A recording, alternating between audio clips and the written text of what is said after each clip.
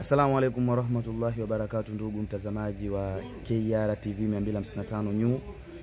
Leo tuko na Sheikh ama Dr. Daud Sagai tukizungumzia ama tukijadili masuala yenu yale mliotaka kumuuliza kwa wingi sana, kwamba ni njia gani mtu azipate. Japo zipo nyingi, lakini tuomba leo atuelezee Sheikh kwa uchache japo mbili tu, ni njia gani tunaweza kuzifanya ili mtu asikose pesa mfukoni kwake. Naam Sheikh, naomba tueleze hizo njia hizo kisha tuweze kwenda kuendelea na mada nyingine inshallah. Assalamu alaikum warahmatullahi wabarakatuh. Namshukuru Mwenyezi Mungu mwingi wa rehma, mwingi wa ukarimu, mwingi wa utukufu, muumba mbingu na ardhi. Na pia namtakia rehma na amani kipenzi chake mtume wetu Muhammad sallallahu alaihi wasallama wa baad. Karibuni ili muweze, kama mlivyoweza kulisikia swali nililoulizwa kwamba inakuwaje sisi bin Adam ili uweze kuwa una fedha mfukoni isiweze kutetereka. Ili na tafsiri ndefu sana.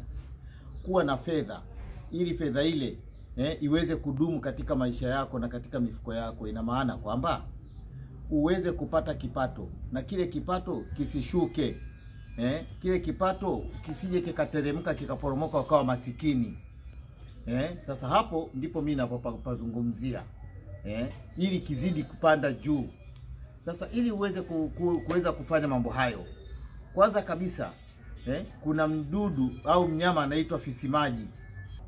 Unachukua ule uume wake, ukisha uchukua ule uume wake, unakwenda unachukua mchanga wa bahari, mchanga ambao zimekutana bahari mbili. Sasa ule mchanga wa pale katikati unaozunguka, unachukua ule mchanga wa chini kabisa, ili unakuja nao unakuwa uko nao. Alafu jambo lingine, unakuwa unaandika talasim. Hii talasim ilikuwa ni talasim ya Nabii Suleiman bin Daud. Talasimu hii unakuwa unaiandika, na kila kwenye talasimu ukifika herufi H, yani he, ukifika kwenye herufi he unaiwekea sikna. Ukifika kwenye herufi he unaiandikia sikna, kwa sababu hiyo talasim ina he jumla zake he 14. Hii tafsiri yake ni kwamba ina he za wiki mbili, siku 7 mara 2. Ukisha chukua hivi vitu, sasa unajiuliza maswali, huu mchanga nitaupataje? Hilo ndio swali kubwa, kwamba huu mchanga mimi nitaupataje aliyakuwa uko chini ya bahari? Hapa ndipo moja kwa moja tunapoweza, siku zote mimi naambia kwamba tupige vita umaskini.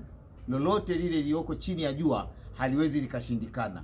Hii unawatuma wale watumishi na ukwambia siku zote, watumishi wa kimajini kwa tafsiri au lugha fupi, ndio mnao watuma kwa kutumia makafara maalum ili waweze kwenda na kuchukua. Ni vitu vya sekunde 15 tu namna hii.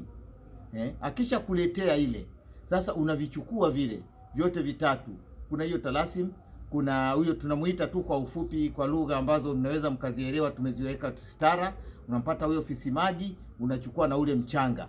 Vitu hivi, ile talasim, hiyo fisimaji na huo mchanga, unavichukua kwa pamoja. Unatafuta hela ya zamani, hela ambayo ilishagafutwa, hela isiyotumika. Basi unavichukua vitu vyote vitatu, unavichanganya sehemu moja. Ukisha vichanganya sehemu moja, unaviweka ndani ya chungu cheusi, chungu chenye udongo mweusi. Halafu unafunika pale juu katika kile chungu chenye udongo mweusi. Baada ya hapo, nini kitakachoendelea nitakuja nikujulishe. Usiache kufuatiliana na mimi kuweza kuelewa katika vipindi hivi nini kitakachofuata. Hapo ninakuacha mpaka utakapoweza kunitafuta kwa namba ile ya simu. Ni mimi ndugu yako mpenzi Dr. Daud ibn Abdullah wa Sagai al-Ma'ruf kama Sheikhuna. Karibu sana, tuweze kuendelea, tufuatane wote ili uweze kujua kile kinachoendelea.